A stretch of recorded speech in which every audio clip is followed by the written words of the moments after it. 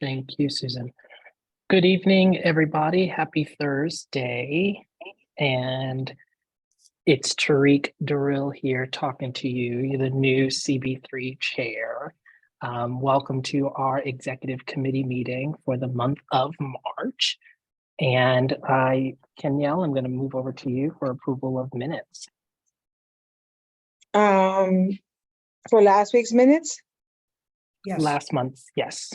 Last month's. Yeah, did we approve last month's minutes? You need to do a roll call. We're going to do a roll call. Oh, that's how we do it? I was like, roll call. I was Yeah. like, wait, how we usually Yeah. is roll call, all right. Tariq Durrell, Yes.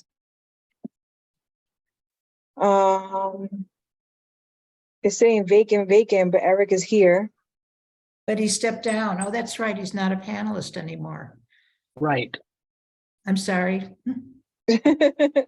I'm gonna just go, it says vacant, so Larissa Scheinberg. I don't see her either. Absent, so Kenyelle Hernandez present, Amanda Lou, Yes. Mei Lee, Yes. Jake Gold, Yes. Jeanette Kim, Yes. Trevor Holland, Yes. and David Crane. Present. Okay, thanks. Thank you, Kenyelle. So going to start out next on the agenda, board chair report. One of the things that I do want to talk about with you all and get your feedback and perspective on, it's been a month of meetings, and I was able to tap into most of your committee meetings this month just to see what was going on, check on the committee work, get an understanding of how the conversations are flowing between committee members and you and as committee chairs, but also really look at kind of the structures, right? And I know we've talked about it previously on exec, right? Chair, committee chair, vice chairs, Zoom facilitators, things, and where you all need support or where you feel you're good, right? So necessarily just to get a feel and a pulse on that. So I'll be necessarily chatting with scheduling time to chat with you over the next few weeks to see your needs and get your feedback as committee chairs. I want to address something that last month, as Paul kind of left the board, and you did vocalize kind of necessarily the community board and the lack of communication, the lack of collaboration, the disrespect, and necessarily that I think we need to address, right? Even this is my, I think, third week in the role, and I want to be as transparent with you all. That's all I've been hearing in the role, right? And that's from community members. That's as I've been able to speak to certain board members in this time. There's just been a complete reflection on this lack of community, right? We're not working together. And so I want to kind of hear your feedback on some of that, how you all are feeling. And it's something that we definitely need to fix.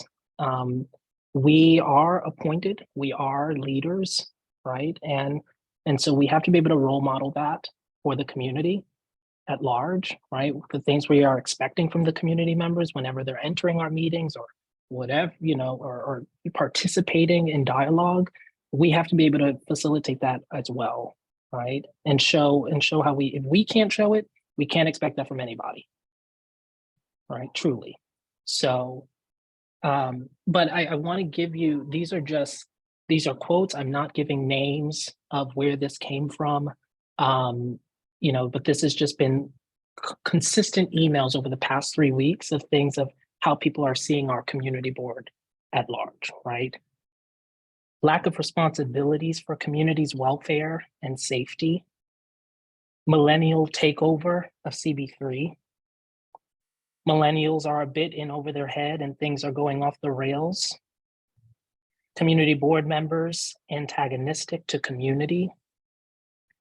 This did not feel like encouragement or facilitation of civic engagement, but limitation and constraint, repression. It felt anti-democratic, right? Committees completely disrespectful, disregarding of community input, or facilitative of a community process. Personally makes me lose faith in our system. Maybe that is the point, right? Again, why is it that we can't see our fellow community members? What is the logic here? Keep us hidden, keep us silent. At this point, the committee is ignoring our lived experiences, our voice, and our presence, right? And so I think these are just a few, right, of emails that I don't like to see the emails. I don't like to read them, especially like that, right? That hurts, especially as the new chair of the board, right? And it's something now that I have to work with you all and collaborate with you all to address, right? And so I want to hear from you all as you've been leading these meetings, as you've been collaborating with community and your committee members, but how are you as committee chairs managing meetings and managing time in your meetings? Where have you seen necessarily some hiccups and, and what were some of your strategies to get through all of that? Jeanette? Hi, as a millennial currently taking over this community board, I'm just kidding. I thought that was hilarious. I don't want kind of the angry comments. Jeanette, Yeah. Jeanette, it's not hilarious. So I just want to. I'd like to comment that I do think it's funny because I think it's a bit dramatic. I'd also like to add that during okay, am I not going to be able to finish? Or? Go finish. I want you to refrain from making any comments on how people are feeling necessarily. So just make your statement. Fair enough. It's pretty hard to conduct my meeting in SLA when we have community members who are disrespecting the committee members. It makes it really hard and frankly really annoying for us to continue with the meeting. We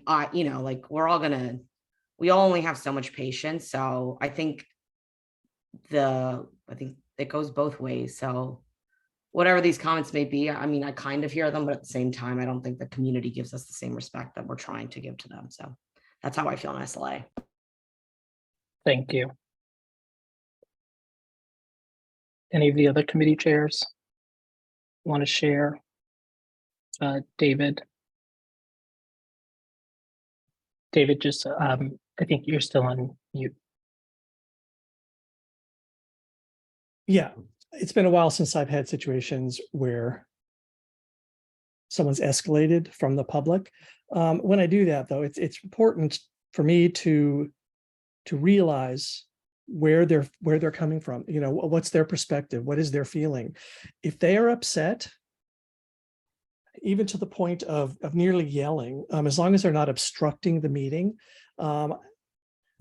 I feel I have to give them a little bit of space and then wind them down, and then we can move on. I actually have not ever failed at that, but it's always only happened in person, which may help. But it is important that we really can't go off the handle as members at all. If the public goes off the handle, we have to dial them back. It's true, but we do need to. I don't know how to say it. You sort of just have to recognize, you can't argue that someone is having a feeling, right? Okay, that's your feeling. I'll let you express it for a little bit here. What is your point? Without being, anyway, it's helpful, can be.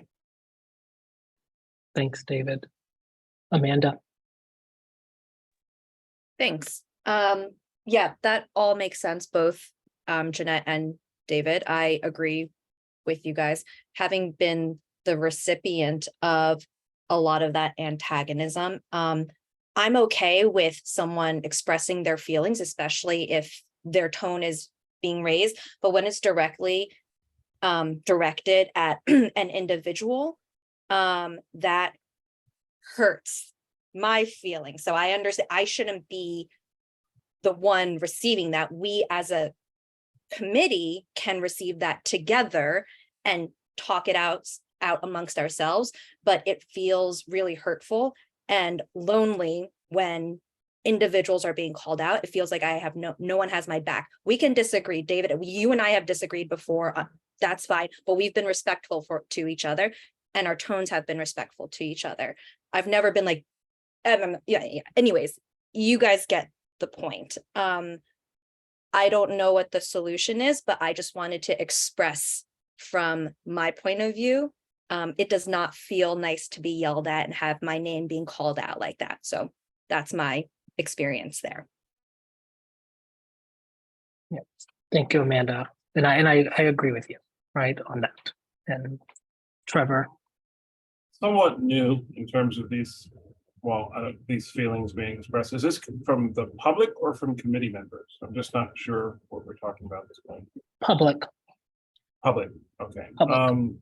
I've certainly seen my share of interesting meetings, and the only thing I've been able to do is to give chance. I mean, pretty much what David said, give people a chance to express themselves and then dial it back. One thing I've always done, and one of the reasons why we've had very long meetings, is I let everyone speak, even if we have to end the clock. Because if people have the opportunity to speak, they don't feel like they, weren't listened to. Especially when you're dealing with a sensitive topic and they've been waiting to speak for 2 or 3 hours, or they've been waiting through 3 or 4 different agenda items, and then they can't speak. I don't know if that is successful for every committee. I know SLA goes very late, but we also go very late too. But I just let people speak, even if they're slightly off topic. You just dial them back. It's the only thing that seems to have, I won't say work, but at least calm things down a bit. Great. May I see your, go ahead, May. Yeah, we're not like an SLA or, or some of the prox meetings that you had last year. But, we deal with some very controversial issues last year. So, yeah, I mean, there was a lot of controversy, but at the same time, I don't think we had a lot of disrespect, though there's certainly a lot of disagreement, about, some of the issues that we took on. But just one thing I want to note is that sometimes, just a strategy, sometimes, some people, they talk a lot and they like to talk over their time, and they raise their hand a lot. They want to keep talking again and again. So often what I do is, and I would do this in person, is to say that I want to hear from other people who have not spoken. I want to hear from more people. So I will ask people. I mean, usually you look at the thing in the Zoom thing and you see who raised their hand first. That's generally how it works. But I will ask to, I'll switch it around, but I'll just let them know. I'll say, somebody else hasn't spoken first, so I'm going to let them go first, and then I'll let you go later. So it kind of has worked out, as long as they see it's coming from the place that, everyone should have a chance to speak. So then some of these other people say, well, I'm going to give my time to the other person. And I was like, no, I'm giving my time to you, and the other person will speak also. So because they have a strategy about, how something they're trying to advocate for. And I understand the strategy, and it's fine. But, I think I'm trying to have this consistent thing. So you can listen to my meetings, and if you see that something's wrong, you can let me know. It's hard to evaluate yourself sometimes. No, I hear you. And your meeting, Health and Human Services month, was great. I loved the meeting and the conversation you guys were having. So it was a good meeting. David. I think something Trevor said, well, it speaks to me. I think one of those comments might have been about my meeting. I did cut off public speaking at some point. There had been a whole series of speakers in favor.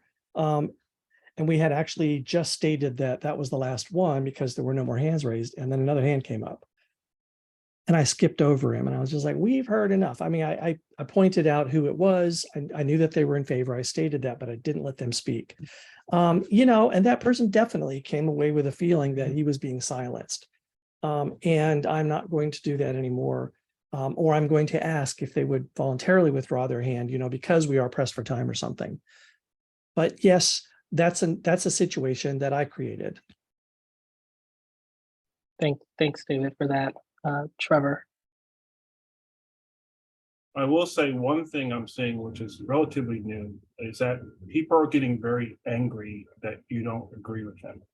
And I've seen people talk and express, but they're really like, I know what's best, and I'm really pissed off at you because you don't agree with me. And we didn't really see that up until, I'd say, 9, maybe a year, where we're starting to see a lot of people act that way. That I haven't been able to sort of resolve, even if I let them speak, because the anger for you not agreeing with them is still there.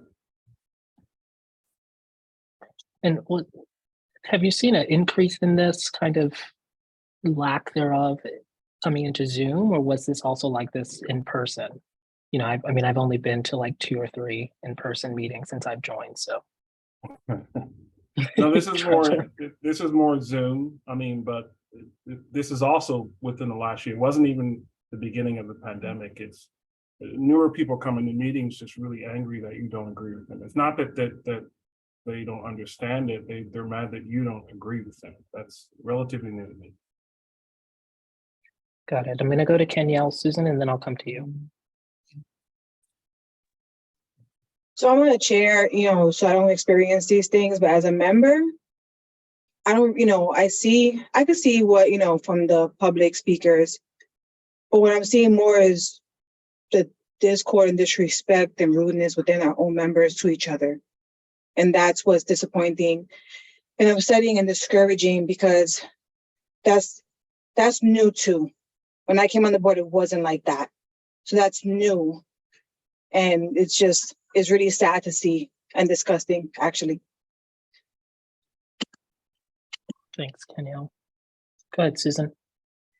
Yeah, I just wanted to say about Zoom and not Zoom, as far as from the public, I'm going to remind Trevor about some of his meetings, particularly because of the park issue. We had in person really, really, really angry meetings. I remember one committee member in tears.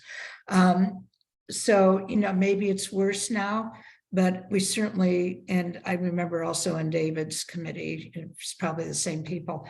I do remember seeing that in person. But I also agree with what Kenyelle just said, and I would like to say it's painful for everybody. Yeah, can imagine. Jake, I want to make sure your voice is heard. Would you want to share anything? I don't think I have anything to add. I would just state that, I hear that there are changing winds. I'm sorry, you're hearing me walk home from work. I had to leave early for this. I get that there are kind of changing temperatures on the board. I think part of that can probably be attributed to the fact, there was the comment about millennial takeover, that there's more youth interest in the board. And so the board is starting to look a lot more like CB3. So I hear concerns about vitriol.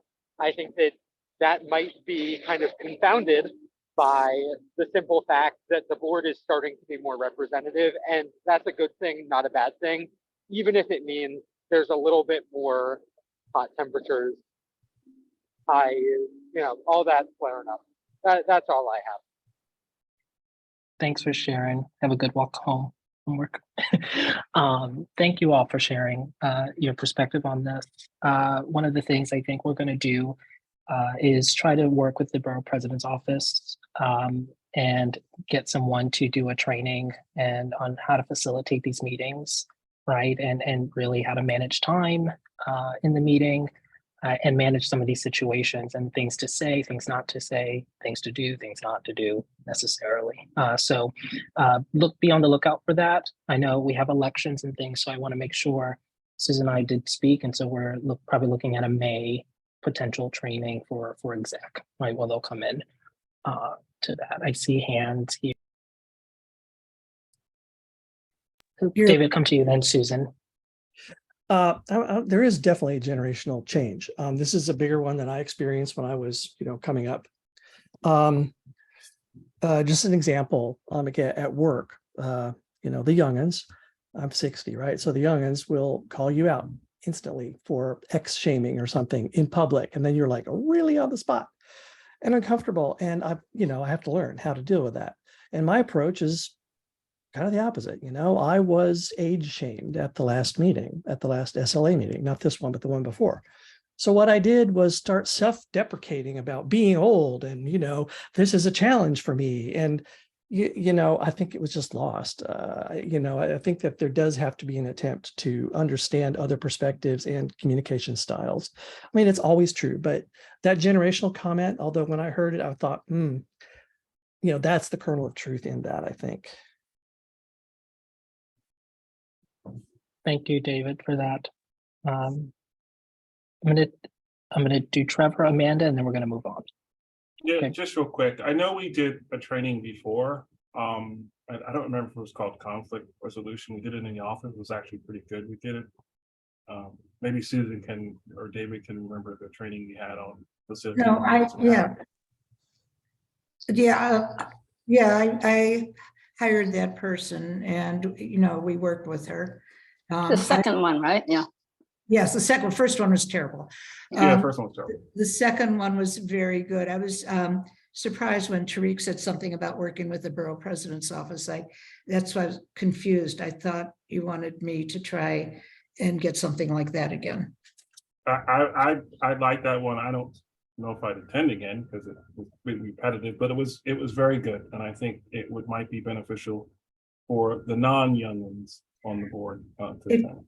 Well, I was going to suggest for this training that I know when Tariq and I just talked a little bit ago, that maybe it would be good to just start with maybe even an hour or two of a toolkit on how to handle some of the problems that come up, because, when they come up and you don't know what to do, it's very flustering. And if you have something ready on hand, it might be much easier to deal with. And a lot of it also has to do with the fact that we're just not meeting in person. We don't see each other. We're just all on Zoom. It's just a square box. And as you know from meetings, a lot of the conversations sometimes happen before and after a meeting, and none of that is happening right now. Yeah. Thanks, Trevor. Amanda, go ahead. I'll just be really quick. This actually has been really helpful. I hope I just gained a lot of value from this, just hearing everyone's perspective. And one quick thing I want to attribute to Kenyelle that she mentioned the other day when we connected is that when we join, we are representing not just our identity and our demographic, but the makeup of the rest of this community. And so, I am not a senior, but I know there are a lot of seniors. We have one of the highest number of seniors in this area, particularly non-English speaking seniors. And so that's like a group that I would love to speak on behalf of and kind of be a voice for them. So, I may look like a millennial, but I also have vested interest in being a voice for people who do not look like me. And I think, just wanted to close on that point. So thanks for sharing, everyone. Thank you, Amanda. Thank you. Great. So Susan and I will coordinate on this and figure out the best option to get this training to everybody. All right. So there was a report, a presentation actually at Borough Board on how to access census data.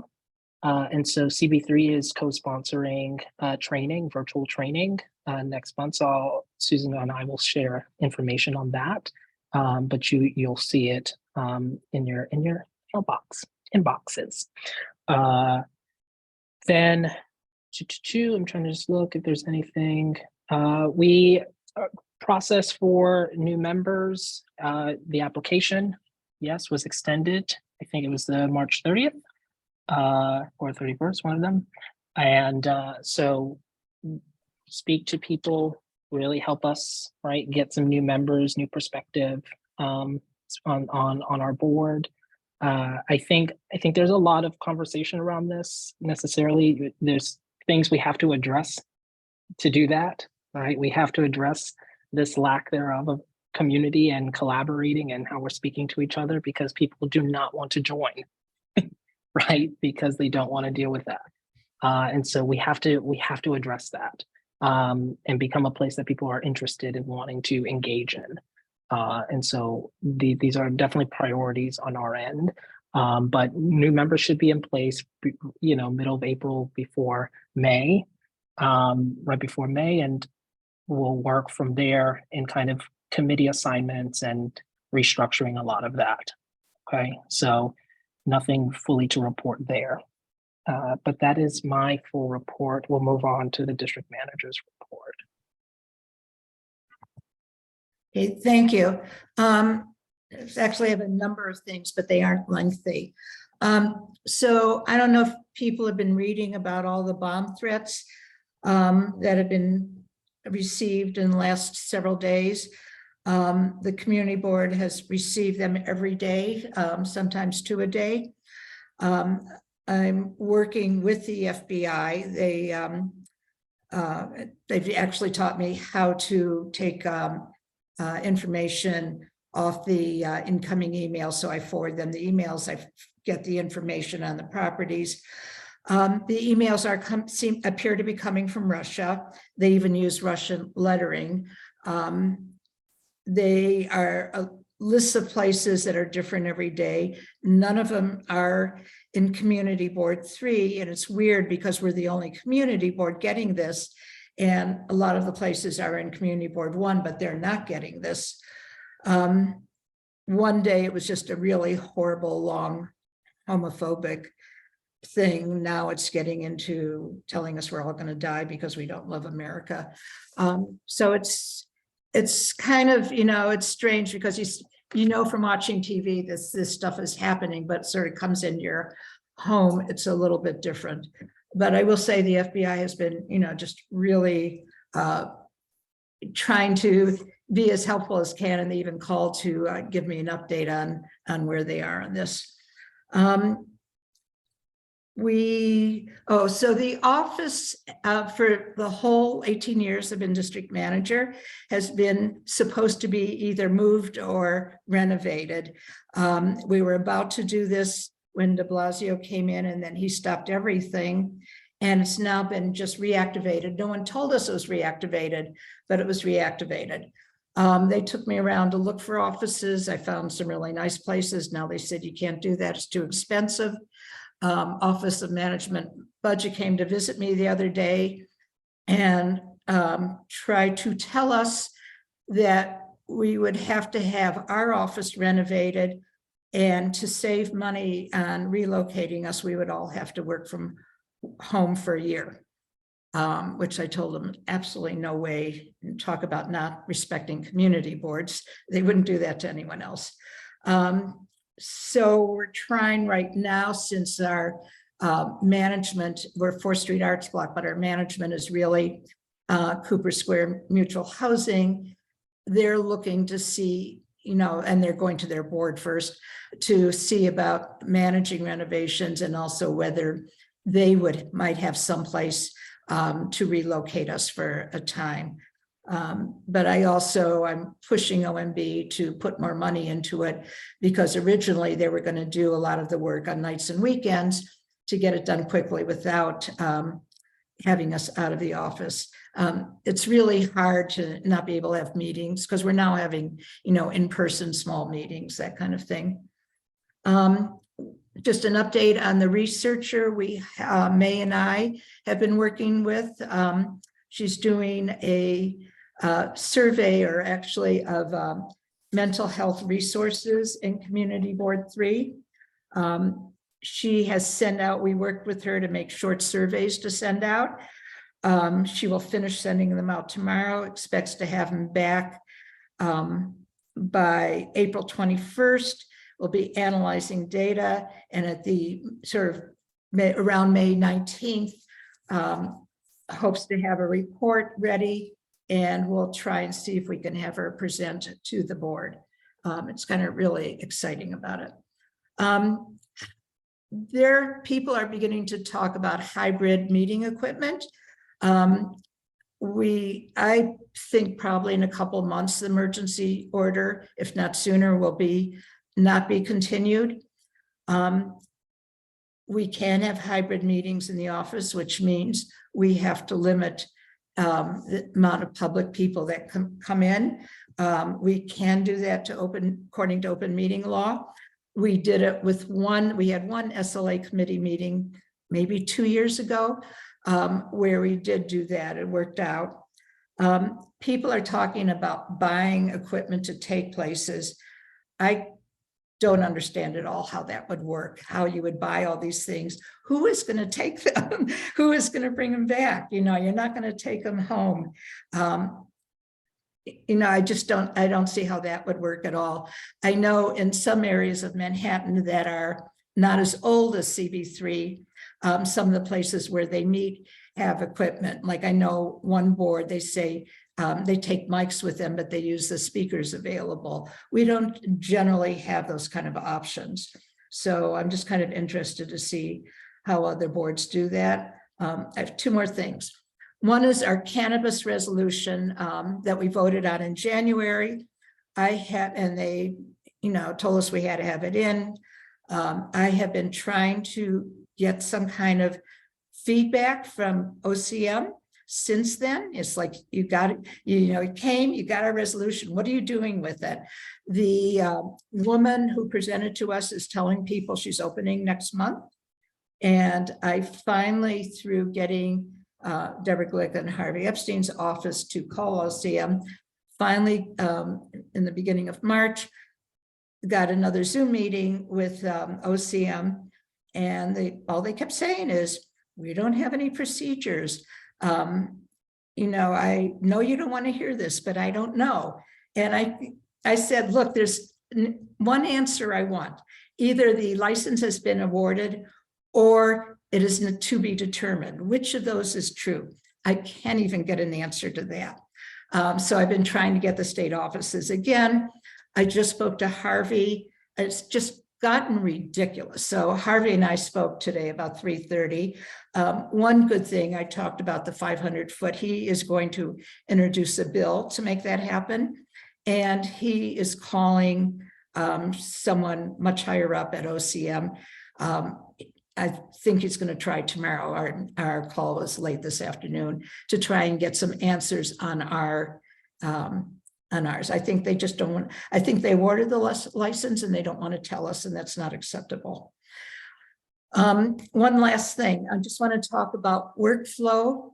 Ed Chan and I in the office have been trying to talk about how to make the workflow better in the office, because what happens is, particularly right before exec, he gets everything to do at once. He's getting things ready for our full board and then for the next month. And I will say most of it's SLA stuff, which takes a lot of time in the office.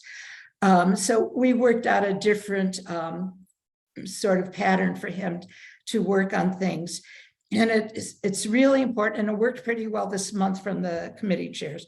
So it's really important to try and get your minutes in and to try and let us know about any upcoming agenda items, but particularly the minutes. To get those in, because after they come in, he is now going to work on starting to create the vote sheet as on a rolling basis. And then we also have Carl reading the stuff over for a fresh eye. So Ed was out sick today, so if it had been left till today, it wouldn't have worked. So I appreciate what happened this month, and I just want to ask everybody to please continue that. And that's it. Thank you, Susan. Any questions for Susan? Seeing none. Great. Next agenda item is elections. So as you see here, we'll be doing elections next month, next full board for first vice chair, second vice chair, and secretary. Larissa Scheinberg she's not reapplying. So we have a vote for that. So what I wanted to figure out is kind of the process. David, if you can talk a little bit on that, as to, I know we probably have to set a date for nominations. And also figure out electronic ballot things. So David, if you can speak to that a little bit. That's correct. We need to do those things. First, let me point out that if we want to have the vote for Larissa, in April, which, you know, we ought to, so we don't do this over and over. She needs to resign before the meeting night next week. She can't state at the meeting, I'm resigning. That would have been the situation, you know, that we had before, because then you can't start the nomination until April. That's all. Just have Got her it. resign officially the day before. Then you can say, Larissa has resigned, and so we now have 3 open positions, and you can then explain the process. Okay, so for the process, Great. I haven't actually run an online meeting, but they do it through a Google form, which I believe collects into Google Sheets. They can count the results. They is usually the nominating committee. So what I think you might want to do is reach out to someone who has done it and delegate to them to run the election, because there's not an official nominating committee, but there's no reason why you can't delegate to someone.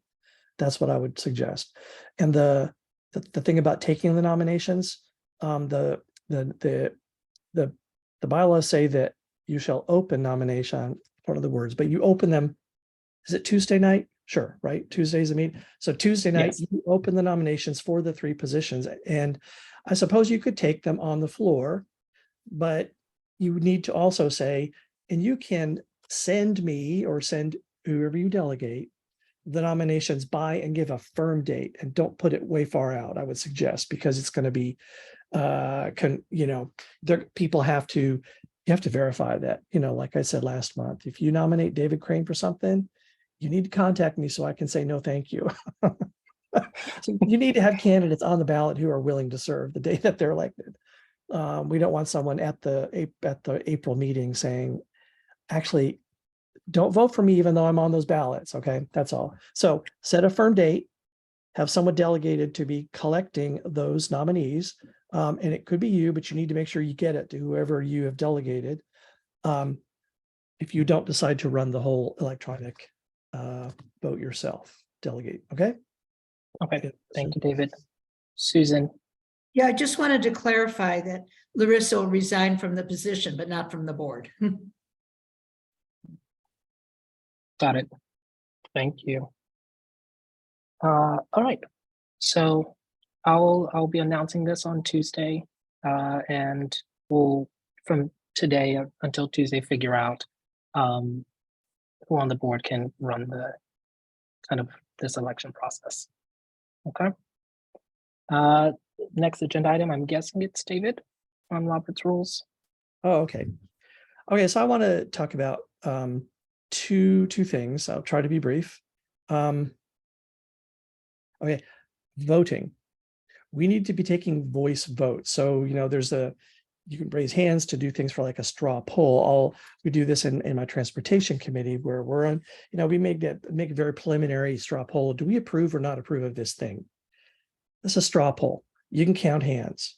But if it's a vote on the final outcome of something, you need to do it by a voice vote. And here is my main reason for this. When you go back to look at meetings, the recording of the meeting, all that you see is who is speaking. So right now you see 10 of us here, and you can see when we raise our hands, you'll only see David Crane talking. That's it. And so there's no way to verify what happened if someone took hand raised votes. Okay. So this also includes roll calls. Don't do roll calls by raising hand. Please just run through the roll call of the meeting to take the attendance, the attendance vote. So that's the one thing. Take votes by voice, and use raising of hands for straw polls. And then the other thing is, we've switched over to webinars for these meetings. The Zone, that's what it's called now, right? Where we've got attendees and panelists and panel. Okay, that's causing several things. First, people in the public are complaining because they can't see each other. Okay, well, it's a little out of our control. And I had said last month that I thought I would pull everyone from attendees into as panelists. I didn't end up doing it because we had a rather large meeting. And it would only work with, let's say, a dozen, shy of 24 in the panelists, because people will start speaking out of turn and on top of each other. this is unfortunate. Maybe we can explain it up front in the meeting. It is a webinar format. I know why we went to webinar format, and it was because we've had a situation where someone obstructed governmental administration, if you guys, know that misdemeanor, by attacking physically or, electronically attacking the meeting, and it was horrible. So a webinar allows us to deal with that risk, and we've decided to roll it out to all committees. Now, a benefit of webinar is that when someone is, like, let's say, not stopping to speak when their 2 minutes are up and they're just refusing. I almost did it. I actually asked to have one of the members of the public moved back into attendees, but they actually stopped right then, so it was okay. That's the limit, is to put them back into attendees. You have now protected the meeting. We don't need to go further and eject them from the meeting. When we do that, we do create hard feelings, and we may actually create a legal problem for ourselves, because it's not clear under the open meeting laws that we can eject someone from the meeting unless perhaps they are committing obstruction of governmental administration. Obviously, if they're in attendees and they're fuming, in their living room, they're not obstructing the meeting anymore. So anyway, definitely use the pushback into attendees if you need to stop someone from speaking and they just won't, after you've asked politely and perhaps, muted them and they just unmute. Thanks. Thank you, David. Any questions for David on this? Great. Next agenda item, items to promote on social media for next month.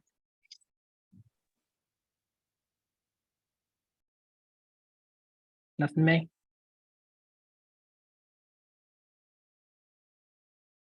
Thought I saw you unmute. Okay, cool. No, I don't have anything. But Oh. I just wanted to note, about ejecting people. In the past, in person, we have had the police remove people.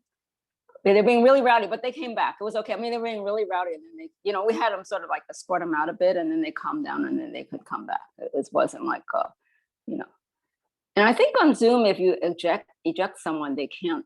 It says that they might not be able to sign back into the meeting in the Zoom. So that I've seen that before. Okay. Into that same meeting, because you went and ejected them. But. Thanks, May. Jeanette, I see your hand, and then Susan.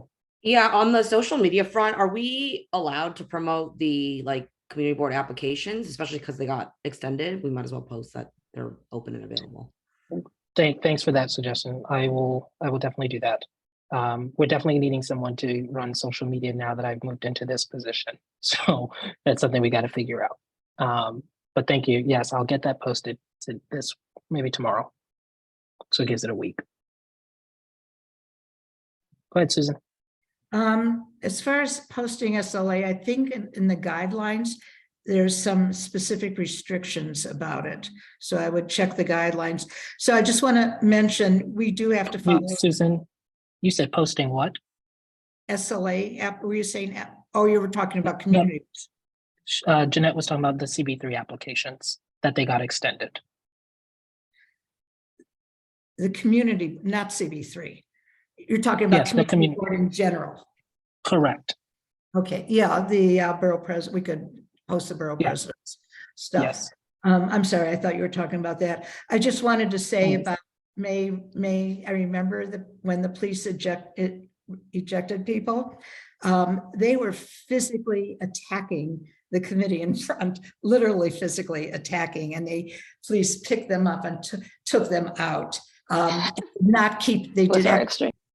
They did not keep them out. I remember Frank Dwyer's was the one that did that, but they didn't keep them out. They physically stopped them from attacking, and it was over the ULURP. It was over a ULURP thing, I think. Because even in our controversial shelter meeting, I think the police, I don't think they removed anybody. Thank you, Susan. They arrested Margarita Lopez. Sorry, way in the back of the day. How many years ago was that, David? Before my time. She wasn't a man, yeah. Thanks, David. Trevor. Just to quickly add to wrap this all up, and I know David and Susan have been here a lot longer than me, probably 3 or 4 times, but what we're talking about now and earlier, the board has seen everything. I mean, a lot of this is not really new. It's just a new format, but there's been a lot that's been going on the board at all different levels, from police, from objections, from respect, from people yelling, from people controlling meetings. So just to let the folks know this, it's not necessarily new. It happens every year at the community board, at least in CB3, that's for sure. Thanks, Trevor. All right, we're going to move on to committee reports. I see SLA, Jeanette.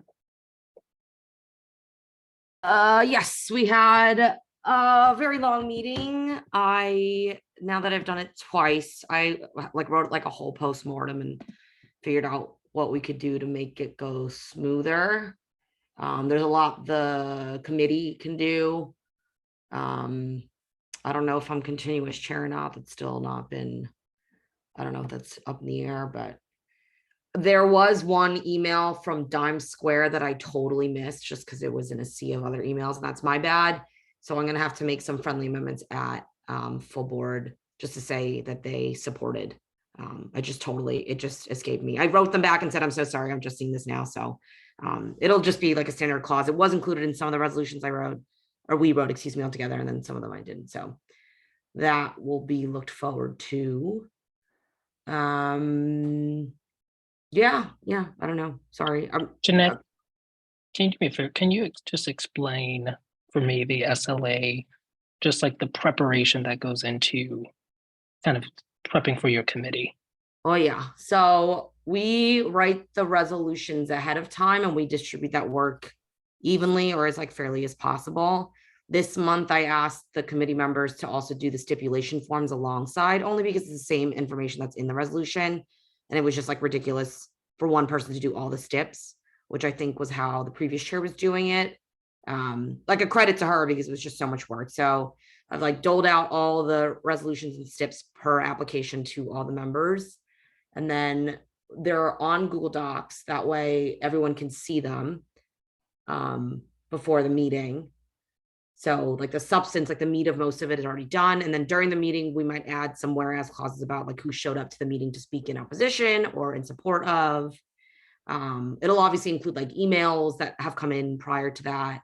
But it's like a lot of research from separate data sources online. So it's looking through the SLA's history, like doing like a raw Google search on the entire SLA website for like a location, looking at 311 complaints. We're looking at counting liquor licenses in a 500-foot radius. Like there are a lot of steps. So I have some ideas about how to make it more efficient, but if I'm, but yeah, is that kind of where you were going with the question?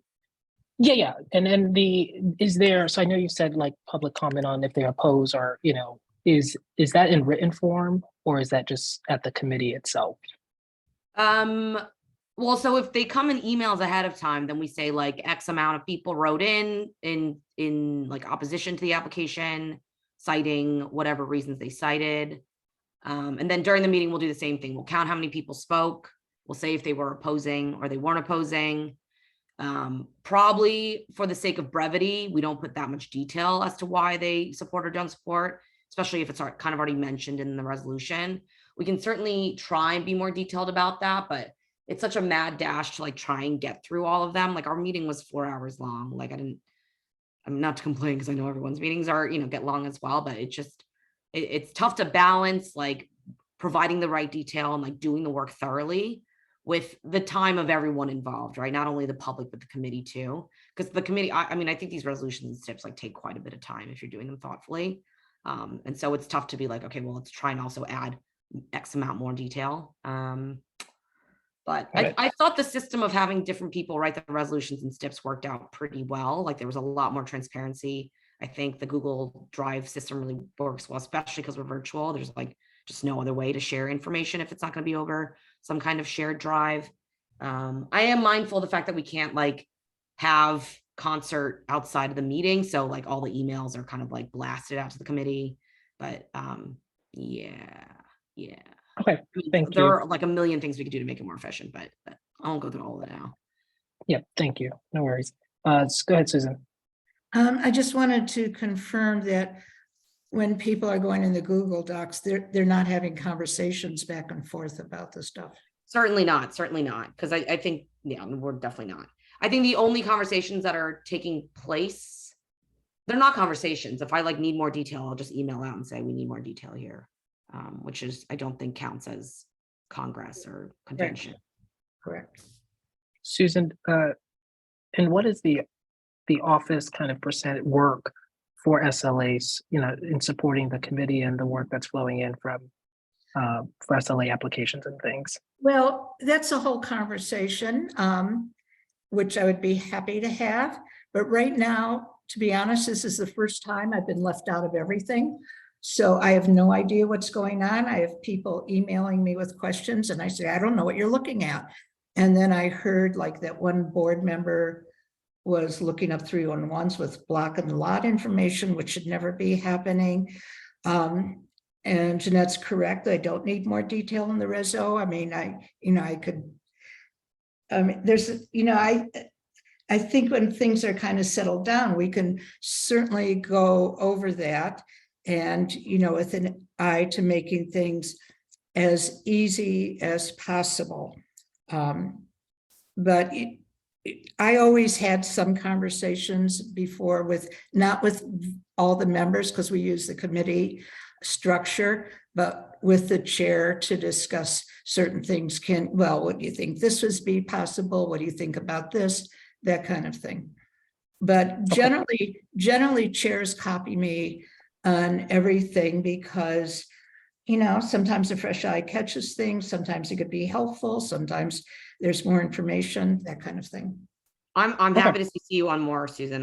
That's an oversight on my part. I didn't realize you were CC'd on everything. So I'm happy to do more of that. I really only emailed the committee like 2 or 3 times before the meeting. But happy to CC you. And Susan, you do have access to the Google Drive, which I can reshare. All right. Thank you, Jeanette. And thank you, Susan. And we can talk more about this offline. I just wanted to get an overview of the work for the committee. And David, I'll come to you and then we'll move on to the next report. Yeah, I was just going to say it took me 1 hour for each application, but I may be slow because I'm old. But it took me an hour to pull the 311 complaints. To pull the SLA. No, David, I think that's how long it takes for everyone. Like it's a lot of work. So it is. So, but it was pull the 311 complaints with action, pull or look for the SLA. You've got to find who was the previous at the location, and did this owner have any previous establishments like in our area or elsewhere. If you can find it, then you got to look for 311s on all those. You got to look for SLA violations on all those. You got to look to social media, which I am clueless about, so I didn't actually do that. Thank goodness there were no priors that I needed to look up for mine. And then you got to assimilate it, which that's the easy part. Okay, thanks, David, for that context. All right, Trevor, coming to you.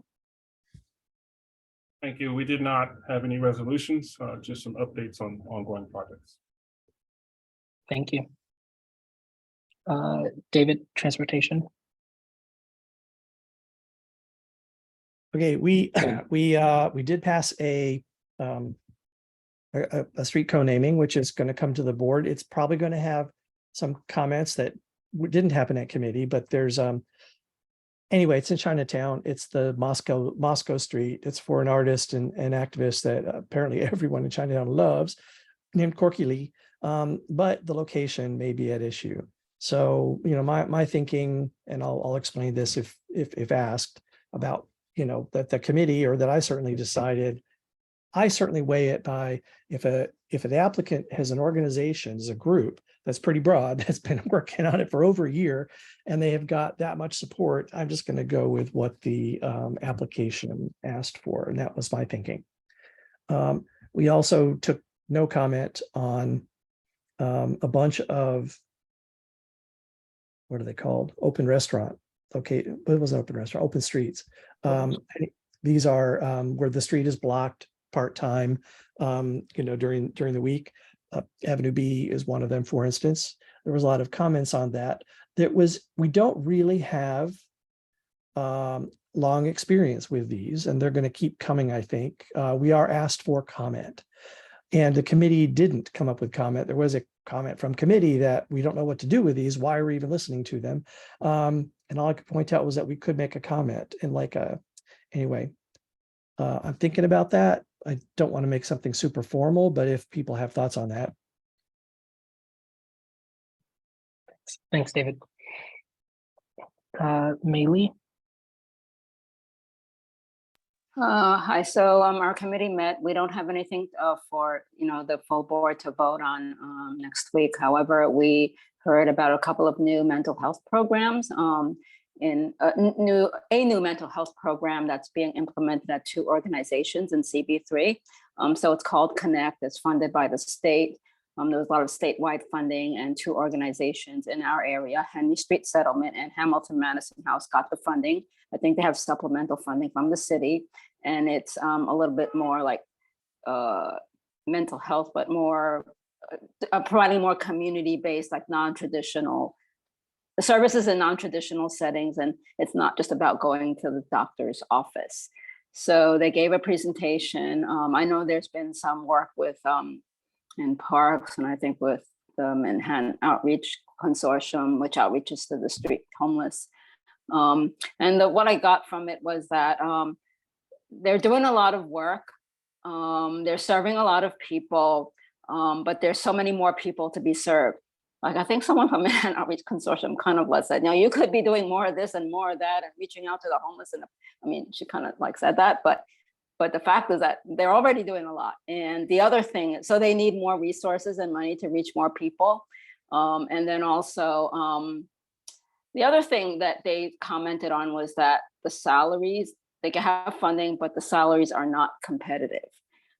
So sometimes they lose them to maybe to go work in a hospital or, some other place that, pays more money. And I know one of the organizations actually, they had a slow time ramping up, and it was about hiring people.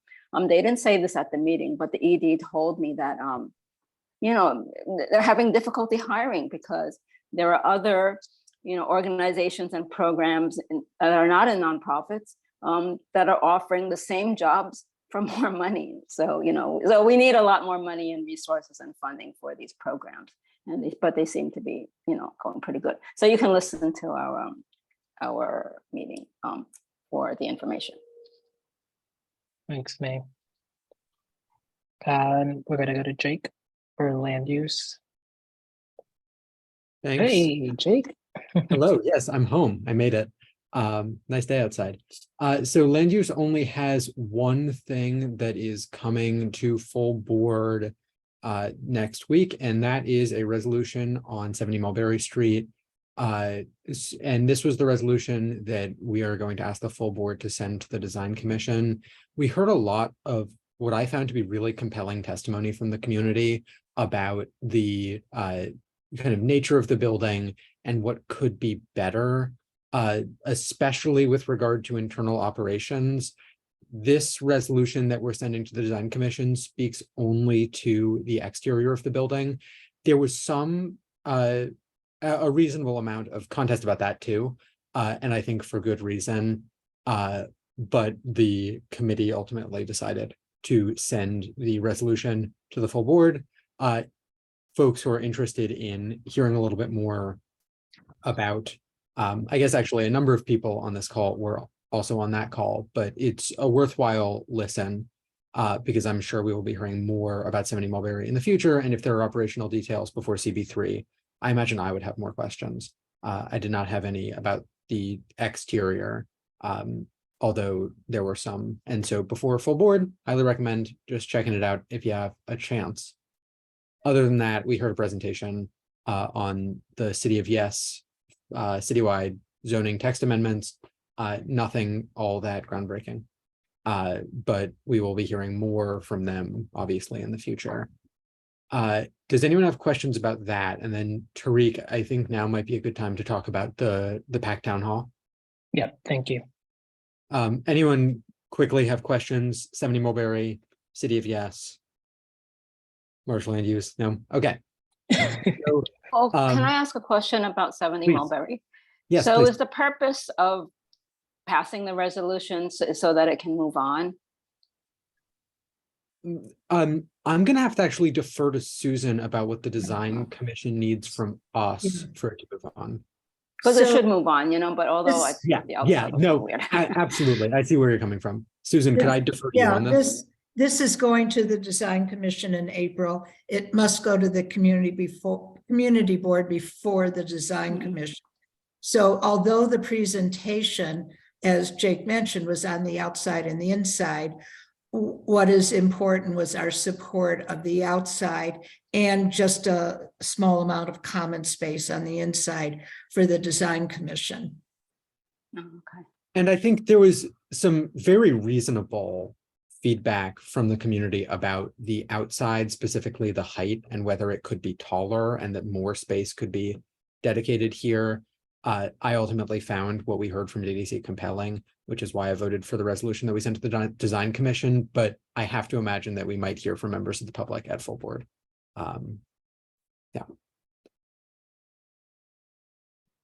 Thank you. Go ahead, Jake, to talk about the NYCHA town hall. Yep. Sure. Go ahead. So the other thing that I'd like to discuss before exec, because this came before exec before, is that we had discussed the idea of doing a town hall about PACT, about RAD and PACT, to sort of get more information. And I think this was discussed last month, to get more information for residents, both of buildings which are currently undergoing PACT and also buildings where PACT is distinctly possible, although not presently on the horizon. And in having those conversations, I met with Laura and Damaris and Susan, and I've spoken with Susan a couple of times. And in having those conversations, I think that the vision for this town hall has kind of changed from where it was originally. My new position, and I'm interested in hearing what exec has to say about this, obviously, because this came before exec and it got the sign off before. My position is that for an informational town hall, the best way to do an informational town hall is actually simply to do what we do normally at a board meeting. So that would be for us to invite someone, namely Simon Kowitsky from NYCHA, who's been heading up PACT, to come to the April meeting and for him to present, and then the board or the committee asks questions, and then the public has an opportunity to ask questions that way. And I think that will be more effective and will potentially be less distracting as a mechanism for getting feedback than doing a kind of dedicated event where what we would have to do is we would need to solicit questions through a moderator. It would be kind of a lot more tailored, and that would kind of take away from the community's ability to question directly NYCHA. So my opinion, and what I intend to do, unless exec speaks loudly otherwise, is to simply put PACT on the agenda for land use for April. And Simon Kowitsky and his team at NYCHA are available that day. They were holding that day for the town hall anyways. I doubt that we could actually pull together the town hall as its own event at this point for April 19th in any event, but they would come present, and then I would have some questions, and I'm sure some other members of our committee would have questions, and then the public could come. And that doesn't preclude us from doing any sort of outreach, but it does sort of allow a little bit more flexible of a format. And so I'm interested to hear what exec has on that idea. Great, thank you, Jake. Can you all see your hand? I'm gonna come to you in a second.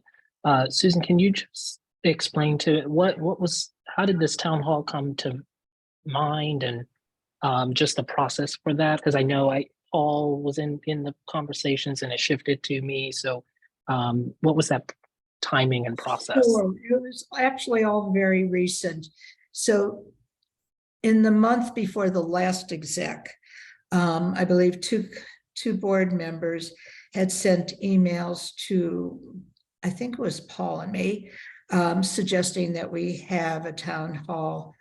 And Paul told Jake and me to start investigating, how, having one, talking to NYCHA, making sure that they would come, that sort of thing. So we did do that. And then the rest is what it came up at last exec.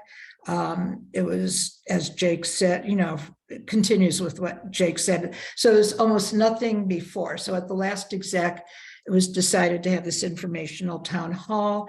And then at the full board, we just, said we would have Damaris and Laura meet with us, the planning, because I explained there had actually been no planning. It was just, we talked to NYCHA, yes, they would do it. So there's really very little history other than the last exec and the last full board. Okay, thank you. And I do see Laura's on. So Laura, do you want to give just perspective on, I think you were one of the board members who emailed about this idea.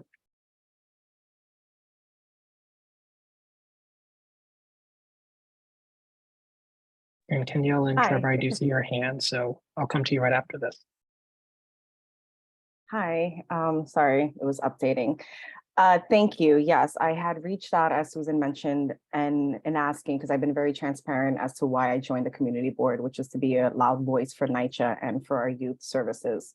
And since joining the community board, I feel as though NYCHA has been muted and we haven't allowed residents a platform to speak, especially at the community board level. So I appreciate that Susan had moved forward with trying to plan a town hall, but it wasn't to the vision that I had.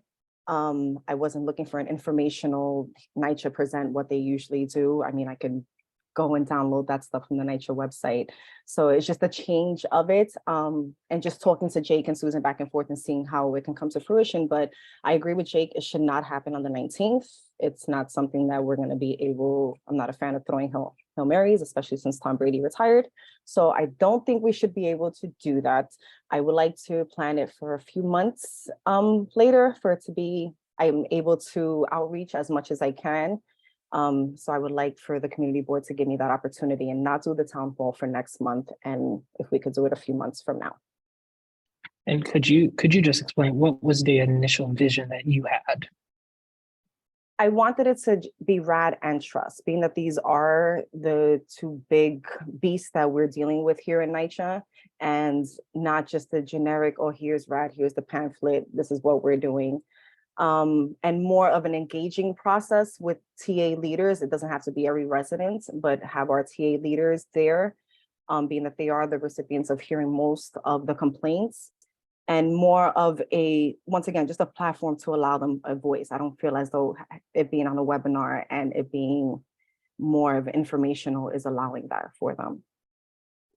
Laura, could I just add that if you're a Patriots fan, I'm not sure you have a place on my committee. Well, when I came to this country, Boston was my first home. So yeah. Fair enough. All right. You've got an excuse, but nobody else. Okay. I love Jake. I'll keep that in mind. I'll put that as a question when I talk to people. Thank you both for that. Thanks, Laura, for that context as well. Kenyella, I'll come to you, then Trevor, then Susan. So I kind of have to, I want to agree with what Laura is saying. I've been to plenty of these RAD Pact presentations. It's really the same exact thing. And when you ask a question in the gray area that we are all asking this question about, they literally just revert right back to the presentation. We have questions that we don't want to see off the presentation. And face-to-face conversation does give more of a platform, especially for NYCHA, residents and TA leaders who are directly impacted by what's to come with RAD Impact. And we don't hear the difference about trust preservation and RAD Impact. And there's a lot of gray area questions that these presentations are not giving. So it'd be senseless to have them come and talk in any format if it's going to be the same presentation. Like, we want to get off the we got the presentation. It's like embedded in our heads already. But we have questions that are not being answered based on that presentation, and we're not getting that. Can Simon answer those? Is he going to answer those? How can we get those answered? So that's a big, factor in how we continue to approach RAD Pact. All I've been seeing is the same exact repetitive thing in every meeting I go to. It's the same thing. So I agree with Laura's putting a platform for us so we could speak and get these, these questions, but we also want to get like honest answers back, not the same presentation. Got it. Thank you. Thanks, Kenyal. Go ahead, Trevor. I understand. I'm just trying to get a better vision of what you're looking to do. Is this, so do you want it in person? And they're still gonna have to do a presentation. So I'm just trying to figure out what it's gonna look like in order to get answers, other than obviously going before the city council and being grilled. How do you see this town hall playing out? Do you see them doing a presentation? Is it in person? Is it Q&A? Is there a time limit? Or what would you like to see? Laura, why don't you Okay. take that? Yeah, I'll Just, take it. Okay, so my idea, Trevor, and that with those that I have speaking to since I moved down to Lower East Side, especially is more of inviting those that are already in the RAD impact developments, as you know, Campos, Fulton, having those be as panelists so that they can speak to us firsthand. What is it that they're dealing with, especially with the areas that Kenyal is bringing up? There's a lot of gray areas, and we're going to hear that saying a lot, that the NYCHA itself cannot answer. The same way we're hearing from OCM, they just don't know because it's so new. So now, why not ask the residents that are actually dealing with it? Those that are dealing with the stoppage again in their bathtubs, those that are dealing with maintenance issues. How is it that it's being addressed now that you're no longer under NYCHA? So I don't want to hear that NYCHA is saying, oh, this is what's going to happen at your development, but more so give the residents themselves an area to speak as to how they're impacted now that they've been under RAD for about 2 years. So that was just my one of the ideas, Trevor, is just to hear from those that are already in the developments, the TAs themselves, how they feel holding on to that 20% responsibility, that they are the ones that have to vote for the full development. There's other, impactful stories that we have to hear that does not come from the black and white of NYCHA papers. So it's more or less bringing folks in who have experiences or going through it. Is NYCHA going to be at the table also, or is it just tenant leaders? Oh, no, of course not. Listen, I'm a NYCHA advocate. People know that I do not speak against NYCHA. So I would love to invite other NYCHA leaders. There's also— No, I mean, it's NYCHA, I'm sorry, NYCHA itself, not NYCHA tenant leaders. No. So- I meant as NYCHA leaders, as far as the VP of like resident services, he would be a part of the panel and speaking as to how he's able to help in the process of transforming into RAD or PACT. Because as Jake mentioned, even though there's only 3 developments now, we already know the Lower East Side is going to be targeted for a lot more, 4 developments, So you see an in-person meeting with the table of those who've experienced the transformation and NYCHA staff also at the table. Correct, Trevor. Okay. Thank you, Trevor, for asking those questions and getting clarification on that. Let's go ahead, Susan.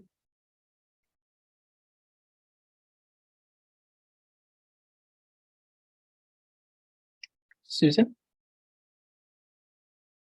Sorry, I forgot that I had muted myself. Oh, no worries. Where are you? So just in listening, just a few things in listening. First, I just want to clarify, I didn't do any planning.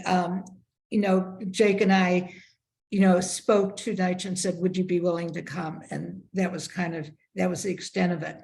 And hearing what people have to say, I'm wondering, I've heard, and I've heard from Kenyal also about questions that aren't answered in the presentations. And we all know agencies do that. And I'm wondering if it might be very helpful to get these questions now, to at least get the questions and find out why they aren't being addressed, maybe say, have a conversation with, this is what we are going to want to have addressed. The other thing I just wanted to say, this reminds me of when Bloomberg was in and wanted to do the infill on NYCHA property. And there were 3 community boards in Manhattan that were pretty impacted, 3, 7, and another one. And the borough president actually convened the boards in something similar to all talk, with the tenant leaders and the community boards to talk about that. And it was convened by the borough president for impacted boards in Manhattan. When Laura was talking, it just reminded me of that. It's kind of a suggestion for a way to do things. Thank you, Susan, for that. Go ahead, Jake. So I just want to suggest that what Susan suggested in the kind of second half of her point sounds like a great idea and potentially something to float at borough board, that if this is something that the borough president was interested in taking up, or a citywide or borough-wide elected was interested in taking up, that sounds like it could be a tremendously fruitful thing, and would be probably better put on than what we can plan here as volunteer servant leaders at CB3. But I think more to the point, and to Laura's suggestion about convening tenant leaders and convening tenants who are currently impacted, my concern with that, and of course, those tenants are all welcome to speak at any land use meeting or full board meeting and standing invitation. My concern with that is that I am concerned about land use becoming sort of like CNN's Crossfire, where we have two people who are kind of going back and forth, and the search for truth happens simply by this adversarial dialogue. Or in the alternative, if it's not adversarial dialogue, it's just a panel of people, that we are not going to do an appropriately representative job picking the people, right? Part of our charge, part of how we get the truth through our meetings is that we ask the city to come present. And if we don't believe that the city is going to, NYCHA or DDC is going to come and present the truth, then we simply shouldn't invite them, right? And what we are doing by assembling a panel, which we think is going to tell more truth, is we are actually kind of putting our finger on the scale and we're saying, here are the people who we think are going to tell the truth. We can't have a panel that is every single person in the developments which have already started packed, right? And we can try our best to be representative, but as soon as we get into that game, we are starting to put our fingers on the scale and starting to suggest what message we are presenting as the board. And given that the board has not taken a position, I do not feel comfortable doing that. And that's not something that I think we should be getting into, and it feels too political for what at least I signed up for. So that's my position on it. It sounds like Laura's interested in pushing this down the road a couple months, and it's fine with me to take it off the agenda for April. In fact, I don't think it's on the agenda presently.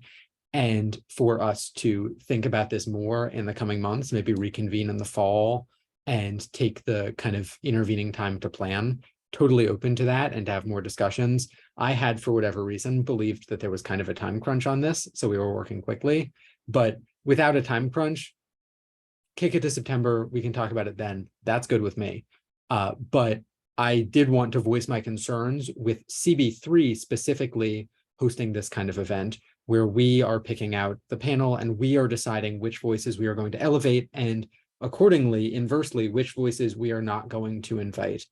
And so what I would suggest is that this type of event, I think it sounds great, it sounds really impactful, might simply be better done outside of CB3, done by an organization which can take a position, which can do that political work of choosing which voices to elevate. That's my piece. That's my central concern. What do people think? Thanks, Jake. Let me go to Kenyelle and then get people to respond on that.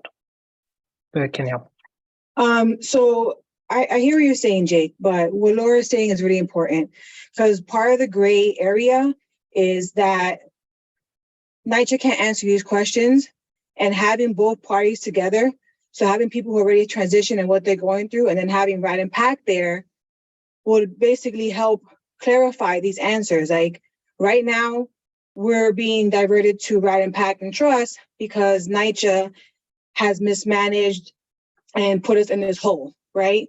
And they're supposed to continue to manage these new property managers, but they currently can't really oversee their own property managers. So that's where the limbo happens. If we go to Rad and PAC and they have property managers that are like, where's the oversight? So having both parties there is important. And I don't think CB3 needs to host it. From what I understand, CB3 supports, and from what I worked with Susan, we at CB3 work on getting this type of town hall supported and put together by outside sources. We don't have to host it, but we could be the ones to, like Susan, do her contacts and say, this is what our community wants, because we're here to speak and support our community. This is something the community wants and needs. So we would, do our due diligence and reach out to whoever has to be at the table. I don't think you per se as the land use chair has to be responsible for this town hall. I think what, we're asking for is your support, Susan's support, CB3 support as NYCHA residents and what NYCHA itself is going through.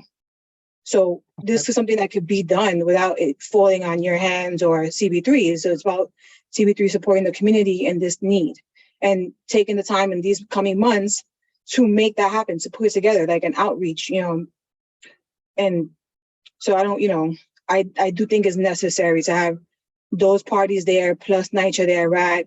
So that those gray area questions can be properly answered. Tariq, do you mind if I briefly respond to that? Because I think Go in ahead. sum and substance, Kenya, we agree, right? That there are, I hope that nobody takes away from this that I am endorsing PACT or the trust or any of it. I have plenty of personal opinions, but I am not going to share any of them. My concern is chiefly with CB3 hosting the event, right? I think that the conception of the event as a panel of impacted residents and NYCHA, if they're willing to participate, and subject matter experts, I don't know if you need a housing law lawyer there, that all sounds great. My concern chiefly is with this being CB3 presents. But it wouldn't be CB3 presents. I don't think we've ever done that in the past. Susan, correct me if I'm wrong. Give me a second. Let's go to David, and then we'll come to Susan on this. Yeah, so I'm not well educated about this issue. I've had exactly one conversation outside of the board, but from what I'm hearing here and what I heard outside, I'm hearing that well, I know that NYCHA is there are a lot of problems living in NYCHA, so it's highly impactful to live in NYCHA on people, and I understand that that this potential change is really high stakes. And so that is, it's important. And I understand Kenyel's description of we've got these gray area questions and we just keep getting, basically you're getting regurgitations from the presentation. And that's terrible.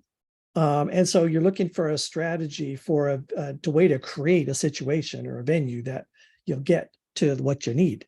And I don't have I'm not going to be able to offer here's how to do it right now, but I will say that generally the community board, when I've been able to use community board most effectively for an activist thing, right? An activist, old one. We have the power to get the agencies to respond by sending questions that are, well-constructed questions. They really do have to respond to us. Now, they could respond by saying, well, look at bullet point on that page of that presentation, but maybe that won't happen. And so maybe that's, could that factor into what you're thinking about your overall strategy? I know that if you set up a situation for an agency where they're just going to feel attacked, it's hard to get them to attend that meeting. And so I was wondering, if you have a question period at the end of a presentation, I know that you're likely to get the answers back, which, look at the presentation we just gave. But how is that less effective? Especially, I guess maybe you could make that more effective by collecting those questions and coming back the next month and having the board draft, have you a subgroup draft the resolution I was talking about. Look, these are our questions. Please answer them. I do know that the agency won't ignore the questions. I don't know that they will give you something better than we gave you a presentation on that. They may just do copy pasta from their presentation, but that's usually there's something else that you get back. I hope that's helpful. No, thanks, David, for I was literally about to text you and then you raised your hand, so thanks for that. Susan, go ahead. Okay, so I think we're all agreed that these unanswered questions are really, really important, but we don't know what they are. And regardless of what we do, if we decide to say, have the borough president or elected official convene number of boards and developments, we still want, as part of saying why we need this, we need to say, these are the kinds of questions we're not getting answered. So I think it's really important to get those questions. I think the kind of event that I'm hearing about is generally the kind of thing that Goals actually does, or organizations like Goals. But again, I think since it's such a big thing that's going to impact so many, I think doing it for, those impacted in Manhattan, I think would be a really good idea. It's bringing every, but again, I think we really need to start with those questions to understand. And last thing I'll say is, our position is generally to empower the residents in what they want, and they're not going to be the same in every development. The 4 developments are already impact because someone there, their leadership in 3 of them and the development in the other decided to do that. I'm not sure. I don't understand whether the new laws have changed that. I think that's really important type of thing to find out. But I would urge that we start by understanding these questions that we can't get answered. What I did with OCM is I ended the sentence. I said, look, the answer is either this or this. Which is it? And they still ignored me, but that's how I did it. I gave them the 2 questions and I said, these are the questions. Got it. Thank you. Go ahead, David. Now that I've thought through a little bit more, here's an idea. I don't know, what you think, but it's a 1, 2, 3. 1, invite them in, give their presentation, let people, ask the questions. A lot of us are just going to be venting, and let that happen, but, record it. The second one is you have a meeting where you actually invite in the people or that you're talking about who can accurately explain what it is that the needs. Okay, so you have a needs meeting. This follows the first one, importantly, because your committee members they'll understand well what the agency is saying, and then they'll understand what the actual needs are. And then a third one where you come back with a draft based on the first 2.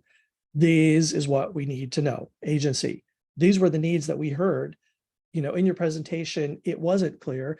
Clarify these points for us. I mean, it also sounds like it ought to work, but that's my thought. Yeah. Thank you, David. Jake, I'm going to go to you last, and then we're going to figure something out here. Sounds good. I think my only concern with this, and I hate to sound like a broken wheel, is that I have, and I guess it's funny that I'm on a community board, I have a concern about public input generally and how it's slanted, right? We get the sample that we get based on who is able to attend community board meetings. And so my concern about shaping our kind of agenda for NYCHA, our agenda for sending a letter to NYCHA, which I think is a great idea, by having a meeting where we open it up to the public and say, hey, we want to hear your concerns, is that is not going to be representative of the tenants who we are hoping to be representative of. It's going to be representative of the people who show up at the meeting. And that is, as we see at basically every meeting, not actually a really good cross-section of our community. That's my concern with kind of all of this. I think that a letter sounds like a great idea, and that potentially the members of this board who have expressed concern could have a meeting. Perhaps that's an item to put on the land use agenda to discuss what questions we would like NYCHA to answer, and then we can ask Susan to draft a letter, or actually I can draft a letter if Susan would like. And then we send that letter off.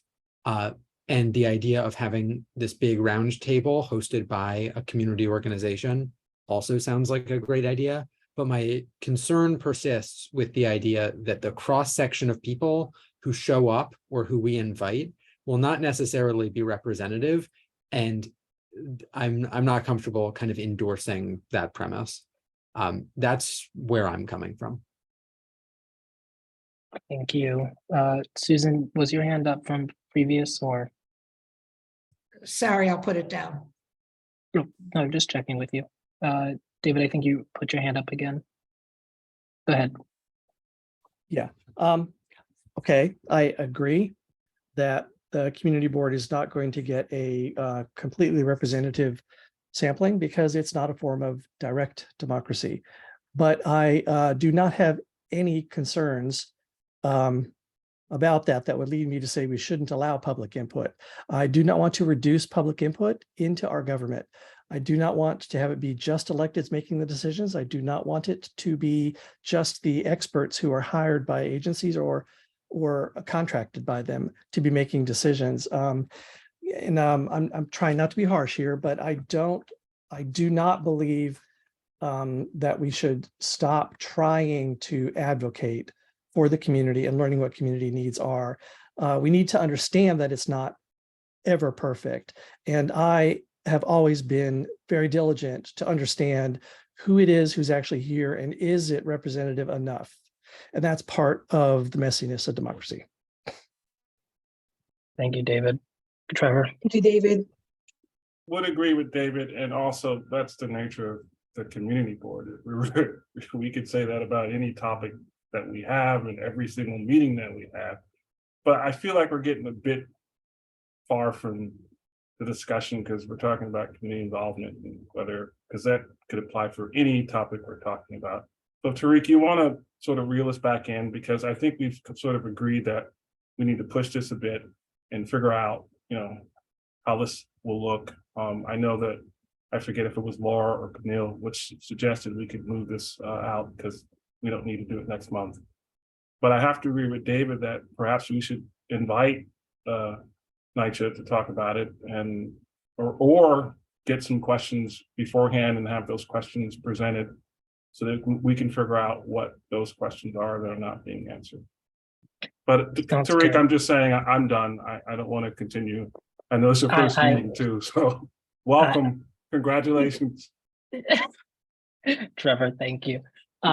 So here's what I'm going to propose. From what I'm hearing today, I do agree with Laura. I think we definitely need more time on this to have this conversation. So I think we won't add anything to Jake. We won't do anything on land use next month. Okay. And then kind of I'll coordinate with Susan offline. And Laura, since there is an interest, I think we have to think about outreach. I agree with kind of getting questions in place and really figuring that out. David, the process that you kind of brought up of a presentation, get questions, kind of have a needs meeting, I think it's interesting as well, but I think we'll figure that out. But let's just take the next month necessarily to coordinate what this could look like, right? And really get a sense of who we want to invite, what's happening. But we do need to figure out outreach on this, right? So we're hearing from the community and NYCHA residents. And so Kenyelle, Laura, myself as NYCHA residents, we can really bond on this. Okay. Trevor, was your hand still up? Yeah, this is important. That being said, Jake, do I have a free evening next month or no? It sounds like you do. So enjoy it. Trevor, see, look I'm giving you free time. Come on. No. All right. So thank you, Jake. Thanks for leading that conversation. Kenyelle, thank you. Laura, thank you for joining and sharing that perspective. And thank you all. So before we adjourn, what I want to say to you all is this was a great meeting, right? I learned a lot, especially for those who've been on the board. for a long time, and your experience, your perspective, your history. So even coming in as a new chair, this meeting was very fruitful for me. So I thank you for being transparent. I thank you for being vulnerable in your remarks and reflecting on how you've been leading and how you've been showing up and where it's been difficult. So if we can continue to model this as an exec for the full board, we're only moving forward and not backwards. Yeah. So thank you. Kenyelle, we can do roll call out. Right, okay, all right, got it. And thank you, Tariq. Tariq Darrell, Yes. Clarissa Scheinberg, absent. Kenya Hernandez, present. Amanda Liu, Present. Mei Lee, Present. Jake Gold, Yes. Jeanette Kim, Yep. Trevor Holland, Yes, present. David Crane. Present. Thank you, everyone. Bye, everyone. Have a good evening. Good night. Okay. Good night. Thank you, Susan.